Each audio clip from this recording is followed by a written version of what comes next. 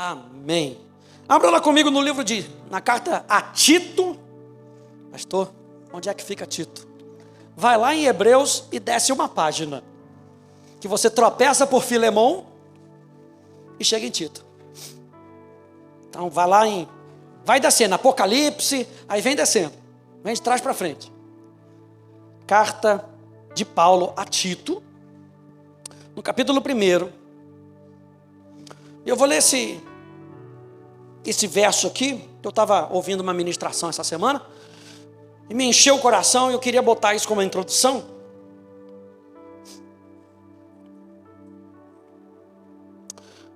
Porque Paulo escrevia suas cartas às igrejas, mas Paulo também escrevia sua carta a indivíduos. E Tito é o que a gente chama de uma carta pastoral, junto ali com 1 Timóteo, 2 Timóteo. E no mesmo ano que Timóteo está enfrentando algo muito difícil, e ele escreve 1 Timóteo, Paulo também escreve a Tito.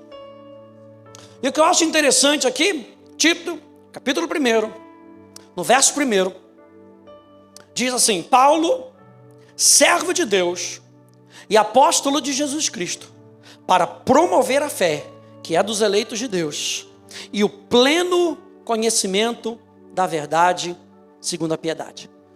Quando a gente fala sobre devoção, a gente está falando de uma chamada para uma intimidade com Deus. E é isso que a gente vai falar nessa série. A gente nasceu para ter intimidade com Deus. O espírito humano, ele deseja por mais intimidade com Deus. Por isso, gente, que tem tanta religião nesse mundo. Sabe por quê? Porque o espírito humano sem Cristo está perdido. Então ele busca em qualquer situação. Mas quando nós entregamos a nossa vida para Jesus, nós fomos encontrados e nós encontramos. Lembra que a mulher no poço, a mulher samaritana, ela diz: eu encontrei. Jesus chegou primeiro, encontrou aquela mulher, mas ela vinha buscando algo. Que o nosso coração seja um coração daqueles que buscam por mais de Deus.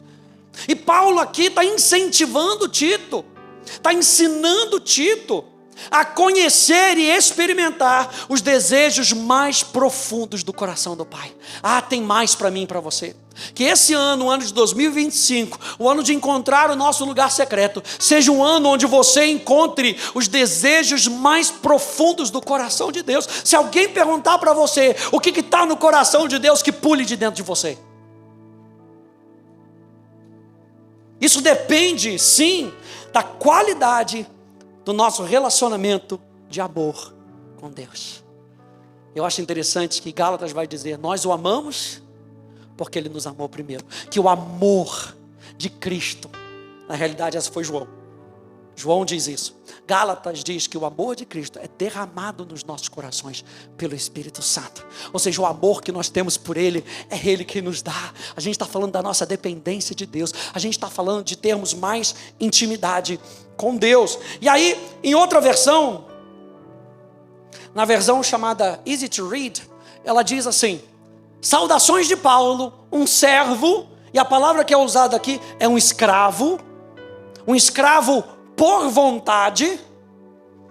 Ele diz: eu sou um servo de Deus, um escravo de Deus e apóstolo de Jesus Cristo. Fui enviado para ajudar o povo escolhido de Deus a ter fé e entender a verdade que produz uma vida de devoção a Deus.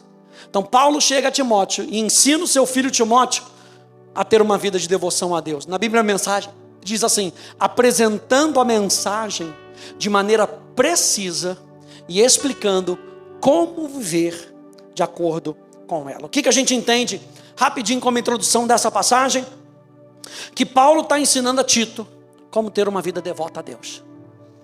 E eu e você precisamos aprender a como a gente se relaciona com Deus. Aliás, quando você vai ler o livro de Levítico, olha que livro lindo, maravilhoso. Se você já está aí na sua leitura diária, está em dia, você já deve ter chegado em Levítico. Aí você pega Levítico, começa a tremer a mão, soa. Mas sabe o que Levítico quer dizer? Se você entender Levítico quer dizer: eu sou um Deus santo e eu quero com que você tenha um relacionamento comigo. Desde o Antigo Testamento, Deus queria ensinar o seu povo a como ter um relacionamento com Ele. E Paulo está fazendo isso com Tito. O que a gente entende aqui? A gente entende que Deus não faz escravos. Quando Ele te liberta do império das trevas, onde você era escravo do pecado, e a gente vai entender isso na nossa série de noite, você era escravo do pecado, você é liberto dessa vida antiga, e você é feito filho de Deus. Mas Paulo sabia que a vida dele era uma oferta para Deus. E quando a gente pega esse termo escravo no grego, ele tem um sentido de que o tempo da escravidão acabou, mas Paulo decidiu ofertar a sua vida para o seu Senhor. Então ele fala: eu prefiro ficar debaixo do seu senhorio. Essa é a oferta de Paulo. Então Deus não faz escravos, Ele nos torna filhos, mas nós decidimos fazer da nossa vida uma oferta, uma vida dedicada a Deus. A gente vê aqui que Paulo fala de promover a fé e o pleno conhecimento da verdade, porque para Paulo não era suficiente saber sobre a fé, era necessário viver uma vida de fé. Não bastava para Paulo esses cristãos, ou Tito, ser um cristão nominal, o cristão que só vai para a igreja, o cristão que só vem domingo para bater o cartão. Ele está falando: não é suficiente, não é o bastante.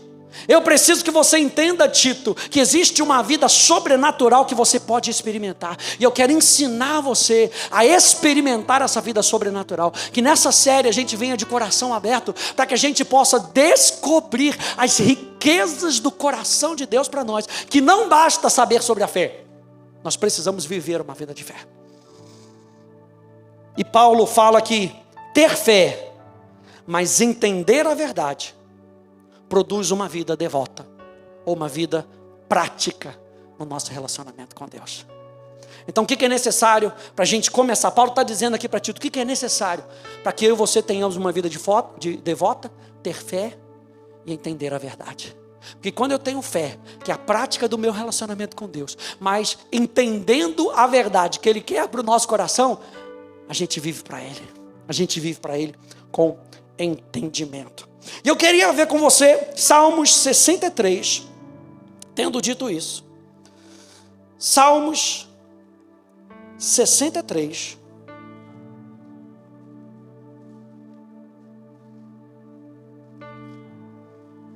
Também, Salmo de Davi.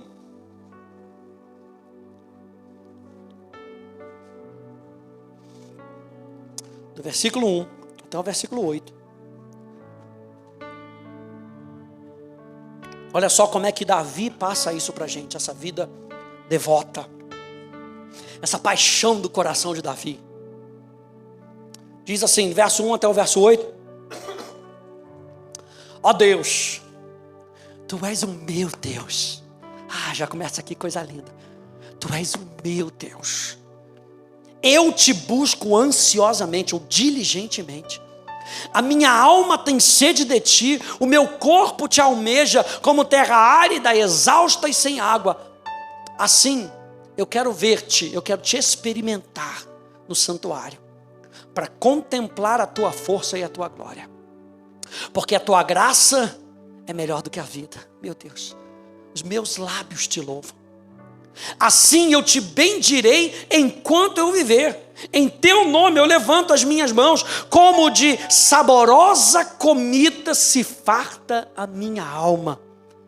Ou seja, ele não tinha só aquele bateu o cartão de ir na presença de Deus. Ele amava, ele saboreava aquela presença. E com júbilo nos lábios, a minha boca te louva. No meu leito, quando de ti me recordo, e em ti medito, durante as vigílias da noite, porque tu tens sido o meu auxílio. À sombra das tuas asas, eu canto de alegria. A minha alma apega-se a ti, a tua mão direita me ampara. Você conseguiu ver o desejo do coração de Davi? Ele pulsando do coração dele uma paixão por mais de Deus. Por isso Davi, lá em Atos, vai ser dito que ele é o homem segundo o coração de Deus, que faz toda a sua vontade. Lucas faz esse complemento, que faz toda a sua vontade. Que esse seja o meu caso, que esse seja o seu caso. Alguém diz amém a isso? Então, gente, o que é devoção? A gente está falando sobre uma vida de devoção, uma vida de comunhão. Devoção cristã é a maneira pela qual nós refletimos e vivenciamos a nossa fé em Deus. Não dá para a gente ser dedicado a Deus se a gente não crer em Deus. Então, se a gente está falando de uma vida de devoção, a gente está falando de uma vida que reflete e vive aquilo que a gente crê. Se nós cremos em Deus, a nossa vida vai refletir isso, vai anunciar isso. O propósito e a natureza da vida espiritual são encontrados dentro de um relacionamento pessoal com Deus, através do seu Filho, Jesus Cristo, pelo Espírito Santo. Então, quando a gente se relaciona com Deus, a gente está se relacionando com o Pai, com o Filho e com o Espírito Santo. 1 Coríntios capítulo 13, no verso 13, que diz: o amor de Deus o Pai, a graça do Senhor Jesus Cristo e a comunhão do Espírito Santo, ou como diz a mensagem, a intimidade profunda com o Espírito Santo seja com todos vocês. E é isso que Deus deseja de nós, e é isso que a gente está buscando. Quando a gente olha para os aspectos dessa vida devocional, a gente encontra algumas palavras no hebraico que facilitam essa nossa interpretação. E eu quero ver com você 4 palavras, a gente vai ver 2 delas hoje, a gente vai ver mais 2 na semana que vem, para que a gente possa entender o que é a nossa vida devocional. Primeira palavra é a palavra shalem, da onde a gente tira a palavra shalom. E shalem, ela tem o sentido de algo completo, algo íntegro. Ou seja, sem divisão, algo perfeito, algo cheio, em paz. E é quando a gente olha, por exemplo, para a vida de Salomão e para a vida de Davi, a gente vê um contraste. Você lembra que Salomão começou bem? Que Salomão começou pedindo a Deus a coisa certa, e Deus disse: porque você pediu a coisa certa, eu vou te dar ainda mais coisas. Mas Salomão não manteve o seu coração para Deus. E você lembra que no final da vida dele, as suas esposas acabaram roubando o coração dele para que ele adorasse a outros deuses. Mas não foi o caso de Davi. E eu acho interessante a Bíblia deixar isso registrado. Olha só o que diz aqui em 1 Reis, capítulo 11, no verso 4, na Almeida Corrigida, diz assim: porque sucedeu que no tempo da velhice de Salomão, suas mulheres lhe perverteram o coração para seguir outros deuses. E o seu coração não era perfeito, a palavra shalem, não era perfeito para com o Senhor seu Deus, como o coração de Davi, o seu pai. Aqui, na versão da Ara, Almeida Revista e Atualizada, diz: e o seu coração não era de todo fiel para com o Senhor. Você está vendo que há graus da nossa fidelidade. E ele está falando assim: o de Salomão não era de todo fiel, era parcialmente fiel. Mas o de Davi era totalmente fiel. Contraste. Na Nova Versão Internacional, diz: e o seu coração já não era totalmente dedicado. Sabe o que me mostra? Salomão esfriou no seu relacionamento com Deus. Estava ali com a corda, estava ali na sabedoria. Uma hora começou a deixar a corda aí. Ele esfriou. O seu Deus, como fora o coração do seu pai, Davi. Por último, na Bíblia Viva, diz: elas, as suas esposas, conseguiram que ele adorasse os deuses delas, em vez de se dedicar completamente ao Senhor, conforme seu pai Davi se havia dedicado de todo o coração. Minha chamada para essa série é com que a gente encontre esse lugar no secreto, onde o nosso coração é completamente dele, assim como foi o coração de Davi. Quando a gente vai a Hebreus, vai lá comigo a Hebreus, no capítulo 12,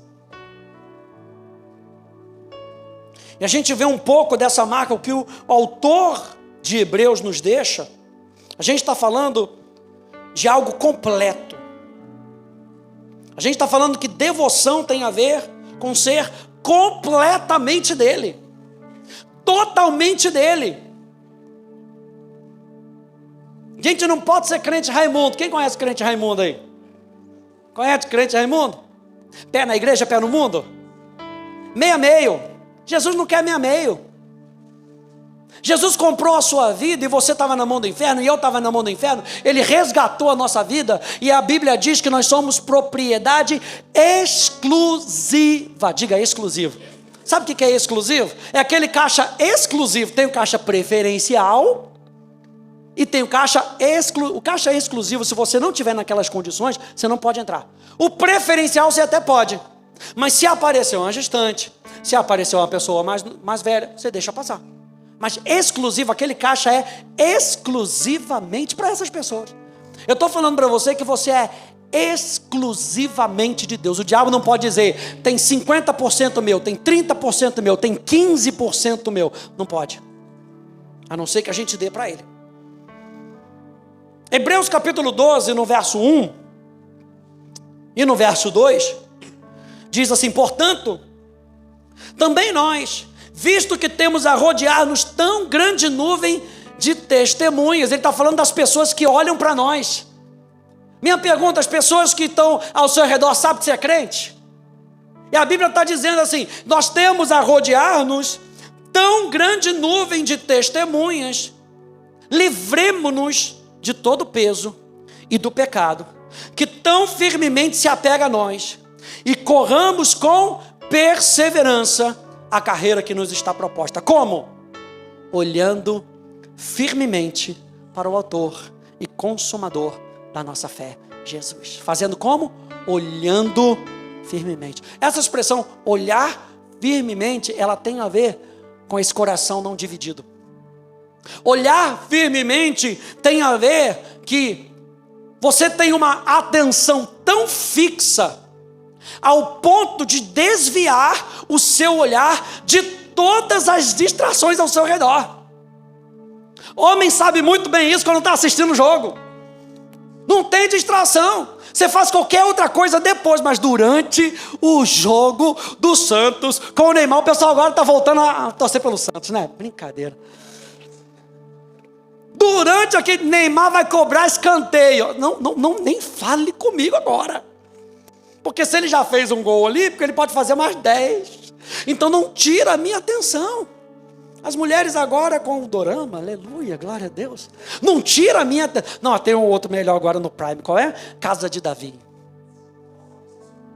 Top, hein? Ainda não assisti não.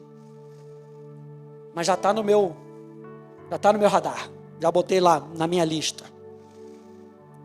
Uma atenção não dividida, onde a gente foca para não ter distrações. Se a gente está falando dessa vida completamente dele, gente, a vida de devoção vai pedir com que você feche as portas das distrações. Vai ter que dizer não para um montão de coisa. Vai ter que saber dizer não. Vai ter que saber dizer não para algumas coisas de horário. Vai ter que saber dizer não para algumas coisas de vontade da carne, que você sabe que não ajuda no seu processo. Nesse processo, você vê que Davi deu uma escorregada, mas o coração dele estava tão com Jesus, estava tão com Deus, que ele volta rapidinho. Aí você vê Salomão, quando ele dá as escorregadas, ele vai se afastando, vai se afastando, vai se afastando. Quando a gente está no nosso tempo devocional, por exemplo, aqui vem algumas dicas. E o tempo devocional, lembra que a gente está falando de devoção, com oração completamente, a gente tem que aplicar isso no nosso tempo devocional. Seu tempo devocional é aquele seu tempo onde você vai ler sua Bíblia, onde você vai meditar na palavra, onde você vai orar. Esse tempo tem que ser um tempo sem distração, gente. Olha, desligue ou esqueça o seu celular. Talvez você não consiga desligar o seu celular, mas esqueça do seu celular. Bote ele de lado, para que não haja distração. Vá para um lugar reservado e confortável, se assim você conseguir. Sabe, às vezes vai ser necessário você sair de casa, se você puder, para ir, sei lá, lá no prédio, para pracinha. Faça o seu devocional na praça. Coloque uma plaquinha na porta do seu carro. Quem já pegou a plaquinha do secreto aí? Se você não pegou, você pode pegar lá atrás. Pegue ela e bota lá no seu quarto. Diga, espera só um pouquinho, não vai matar não. Espera só um pouquinho. Estou gastando o meu tempo com Deus e estou minimizando as distrações. Já pega um copo de água, um copinho de café. para não ficar levantando. Porque acontece isso, né? A gente começa o devocional, daqui a pouco a gente lembra, esqueci o copo de água. Aí é 15 minutos para pegar um copo de água. Aí volta. Agora sim, vou ter que ler o capítulo de novo. Aí vai lá ler o capítulo novo. Esqueci de ir no banheiro. Aí vai no banheiro. São as distrações, as pequenas distrações. Já pega um copinho de água, um copinho de café, para não precisar sair daquele ambiente. Outra coisa importante, leva um bloquinho de anotações. Para você, número 1, anotar o que Deus está falando com você. Para depois você meditar nisso. Número 2, para que você, às vezes você está ali, você lembra. Paguei o boleto? Não sei. Ao invés de você ir lá, procurar o boleto naquela gaveta, que a sua esposa esconde tudo naquela gaveta, e você gasta mais meia hora procurando o boleto, e não está na gaveta, apesar dela ter dito que estava na gaveta, mas está dentro da jarra. Então anota no bloquinho, pagar o boleto, e volta a sua atenção. Você sabe que nesse momento, a nossa cabeça vai devagar 1 milhão de vezes. O nosso processo é, continuamente, trazer a nossa mente, para não ser uma mente divagante. Você está lá no seu devocional, você vai lembrar da sua tia, você vai lembrar que você tem que acordar amanhã 4:30 da manhã, você vai lembrar que você tem que fazer as compras, que você não comprou o arroz. Anota e volta. Anota e volta. Minimize as suas distrações. E número 2, a segunda palavra que é muito importante na nossa vida devocional. Número 1, uma palavra que fala nossa atenção não dividida. Número 2, é a palavra herem. E herem significa algo dedicado, santificado para um propósito. Devoção é a ação espiritual pela qual afirmamos que Deus é a nossa prioridade. Na nossa vida devocional, o que a gente mostra para as outras pessoas? Que Deus é a nossa prioridade. Como o pastor Hélio sempre fala, espera aí só um pouquinho. Chegou em casa, espera só um pouquinho, que eu estou indo na igreja. Fica aí, toma a chave de casa, está aqui a chave do carro, vai, eu vou para a igreja. Deus é a nossa prioridade. Uma vida devocional. A mesma coisa quando nós fazemos o nosso devocional e nós fechamos as portas das distrações, nós estamos dizendo para Deus e para as outras pessoas que Deus é a nossa prioridade. O que me veio no coração com relação a isso, gente? Lembrar que o seu tempo devocional com Deus não é um tempo comum como qualquer outro. Não é um tempo comum, é um tempo santo. O tempo do seu devocional é um tempo santo. Não trate esse tempo de qualquer maneira. Você recebe, por exemplo, os devocionais que a gente manda nas conexões. Você recebe os devocionais do pastor Hélio, que são uma bênção. Mas não apenas leia o devocional e ache que você fez devocional porque você leu um artigo falando acerca de Deus. O seu devocional é o seu tempo com Deus. Não é um tempo de leitura somente do que que alguém escreveu acerca de Deus. Isso não é devocional. O nosso devocional é a nossa vida de relacionamento com Deus. Então pegue esse artigo que você leu do pastor Hélio ou no WhatsApp da conexão, leia. Tem lá sempre um versículo. Medite naquele versículo. A gente vai falar na nossa série sobre meditação. Medite, gaste tempo. Gaste tempo para quê? Para que Deus fale com você. Eu te prometo que quando Deus falar com você, e você souber 100% que aquela é a voz de Deus, o seu dia é de outra maneira. É de outra maneira, gente. Gaste um tempo então meditando, orando, buscando a Deus. Deuteronômio, capítulo 4, no verso 29, diz assim: vocês buscarão o Senhor. O tempo de devoção é um tempo de buscar o Senhor. A gente fala de vir à igreja para buscar o Senhor, mas nós podemos buscar o Senhor todos os dias da nossa vida. E Deuteronômio está dizendo para o povo de Deus: vocês buscarão o Senhor, o seu Deus. Então é um tempo santo, gente. É um tempo onde a gente está buscando o nosso Deus. E o acharão, quando o buscarem de todo o seu coração e de toda a sua alma. De coração está falando daquela conexão do meu espírito, sem distrações. Da minha alma também está falando da minha vontade, do meu intelecto. Não há devocional forçado, gente. Senta aí de castigo, vai fazer um devocional. Deus não bota você de castigo para fazer devocional.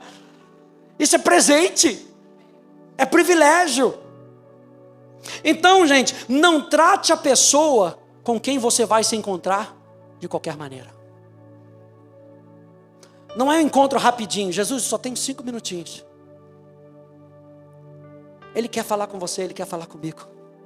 Você sabe que Deus tem muito para adicionar na nossa vida. Que as palavras que eu vos tenho dito são espírito e são vida. São essas as palavras que podem sustentar a gente durante a crise da nossa vida. São essas as palavras que podem sustentar a nossa cabeça. Quando o mar está revolto, são essas as palavras. As palavras que eu vos tenho dito são espírito e são vida. São as palavras que norteiam a nossa vida. São as palavras que são a âncora da nossa alma.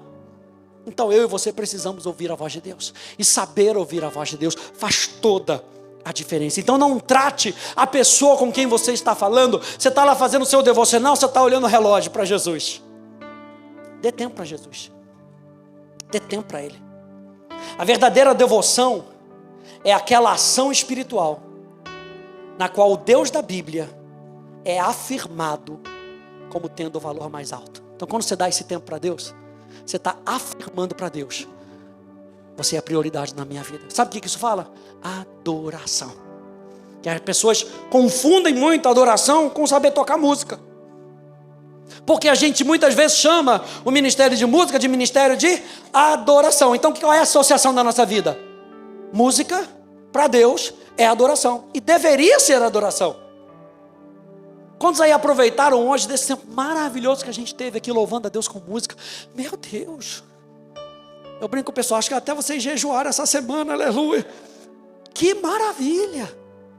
A música que nós fazemos deve ser adoração, mas a adoração vai mais do que isso. A adoração é a maneira como nós priorizamos Deus, como nós valorizamos Deus. Adorar a Deus é valorizá-lo mais do que qualquer outra pessoa, qualquer outra coisa, qualquer outra causa ou qualquer empreendimento em toda a nossa vida. Quando você prioriza mais a Deus do que as outras pessoas, você está adorando a Deus. Isso não quer dizer que as outras pessoas não são importantes. Isso quer dizer que Deus vem em primeiro lugar. Isso quer dizer que aquilo que Deus pede é prioridade na nossa vida. A gente sempre fala, quando a gente faz curso de casais, a gente fala: case com uma pessoa que ame mais Deus do que ame a você.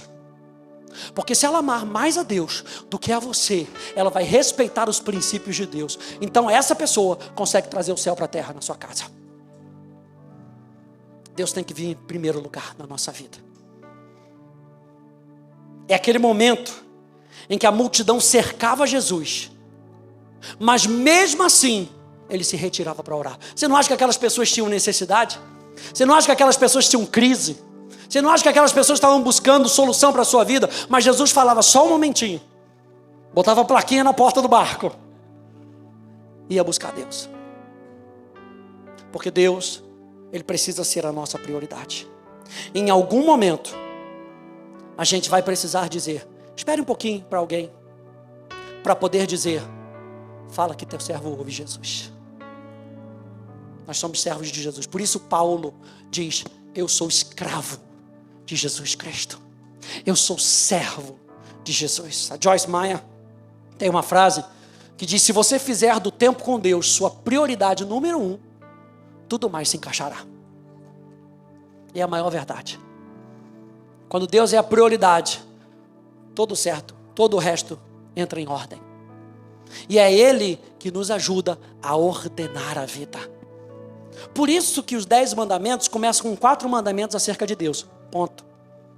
Deus deve vir em primeiro lugar. Quando Deus vem em primeiro lugar, a gente começa a descobrir quem Deus é. Quando a gente vem para o nosso relacionamento com o próximo, a gente já tem uma base divina para se relacionar com o próximo. Então Deus deve vir em primeiro lugar na nossa vida. Segunda coisa com relação a isso: faça o seu devocional e viva com propósito. 1 Timóteo no capítulo 4, no verso 7, vai lembrar assim: discipline-se com propósito de piedade. E devoção, gente, no nosso tempo de devoção, vai precisar de um quê de disciplina. Vai demandar, porque a nossa carne não gosta, gente. Não é? A nossa carne não gosta. Mas é onde o nosso espírito se alimenta da palavra, da comunhão com Deus. João capítulo 5, verso 39, eu amo esse versículo. Jesus chega para os fariseus e fala assim: vocês dizem que nesse livro vocês têm a vida eterna, e vocês estão dizendo certo, só que vocês não vêm a mim para ter a vida. Não adianta a gente conhecer o livro e não ter relacionamento com a pessoa. A gente vai ver que todo estudo da Bíblia deve me levar a conhecer mais a Jesus. Todo estudo da Bíblia não é para encher a minha cabeça, para que eu possa debater melhor com as pessoas. Todo estudo na Bíblia é para que eu possa conhecer a pessoa de Jesus. De Gênesis a Apocalipse, Jesus está sendo revelado para nós. De Gênesis a Apocalipse, Deus está sendo revelado para nós, para que a gente o conheça. O que Paulo está dizendo aqui a Timóteo? Lembra que ele escreveu na mesma data. 1 Timóteo, ele escreveu na mesma data para Tito. Ele está falando: se discipline para parecer mais com Jesus. A gente faz o nosso devocional e a gente tem uma vida devocional para se parecer mais com Jesus. Não é para dizer para os outros que eu sei ler a Bíblia. É para que eu pareça mais com Jesus. Gente, isso aqui vai mudar o seu tempo devocional com Deus. Quando você pegar e for ter o seu tempo devocional, para que eu vou fazer o meu devocional? Para que eu me pareça mais com Jesus.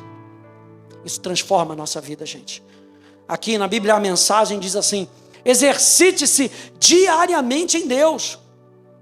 Por favor, nada de flacidez espiritual.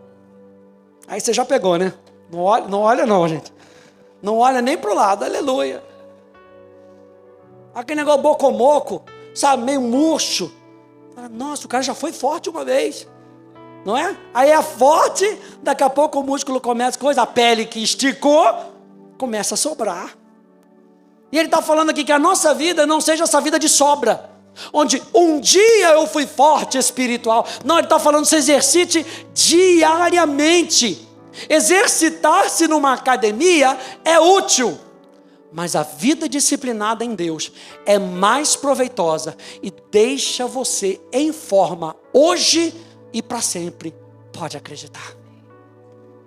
Aí você passa pelos desafios. Isso não quer dizer que tempos difíceis não virão. Isso não quer dizer que a gente não vai passar um aperto, naquele sentido que você vai chorar. Isso não quer dizer. Não, Jesus disse: no mundo vocês vão ter aflições. Mas Jesus complementa: tem de bom ânimo. Da onde é que a gente busca esse ânimo? Do nosso relacionamento com Deus. Em saber que Deus está conosco, em saber que maior é aquele que está conosco, em saber que Deus supre cada uma das nossas necessidades. Por isso o apóstolo Paulo podia dizer: eu sei viver. Olha só, no final da vida dele ele diz: eu sei viver contente em toda e qualquer situação, porque o meu contentamento e a minha alegria não estão nas coisas desse mundo. O meu contentamento e a minha alegria estão em Deus. Ele é o meu contentamento, Ele é a minha alegria, Ele é a minha vida. Ele diz isso aos Colossenses: se Cristo que é a vossa vida, quando Cristo que é a vossa vida se manifestar, Ele é a minha vida. Eu me entreguei a Ele, eu sou dedicado a Ele. Não faça o seu devocional somente por fazer. Assim como há pouco valor em praticar as escalas em um violão, e aqui para os músicos, você vai aprender um instrumento. Ou coisa ruim é aprender o tal do solfejo. Você não vê para que solfejo. Você vê as notinhas: dó, ré, mi, fá, fá, fá, dó, ré, dó, sol, dó, sol, dó. Sol, lá, si, dó, ré, mi. Para que é isso? Aí você olha para o solfejo e você fala: para que eu preciso disso? Quem já estudou na escola e falava: para que eu vou precisar desse negócio? A mesma coisa quando a gente pega um violão e a gente quer ficar só aprendendo a tocar nota por nota. Dó, ré, mi, fá, sol, lá, si, dó, ré, mi, fá, sol. Na vida devocional, fazer o devocional por fazer não ajuda em nada. Eu tenho que saber o porquê que eu estou fazendo esse devocional. Aí você pega uma pessoa, sentado aqui os nossos músicos que pegam as notas e tocam uns acordes e tocam uma... Para que você aprende a tocar? Para fazer música. Não para só tocar nota. Para fazer música. Que a nossa vida seja uma música para Ele. Que a gente deixe de apenas ficar tocando nota. Você sabia que baterista toca nota também? Você não sabia disso, glória a Deus, né? Aleluia, você não sabia disso? Tem que afinar o bumbo, cada bumbo daquele ali tem uma nota. Então não pode ser só tocar nota. A minha vida, como diz a música? A minha vida seja um louvor a ti. Cada momento, um acorde especial. Renascer para isso aí, aleluia. Glória a Deus, sou das antigas. Assim como há pouco valor em praticar as escalas em um violão ou piano, além do propósito de tocar música, há pouco valor em praticar as disciplinas espirituais, devocionais, além do único propósito que as une. E esse propósito é se parecer mais com Jesus. Então, gente, no seu tempo devocional, faça o seu tempo devocional para aprofundar, para fortalecer o seu relacionamento com Deus, por meio da leitura da Bíblia, por meio da meditação sobre o que ela diz e passando tempo em oração. Esse é o propósito dos nossos devocionais. Esse é o propósito de nós termos uma vida devocional. Qual é? Parecer mais com Jesus. Amém, gente? Fique de pé, por favor.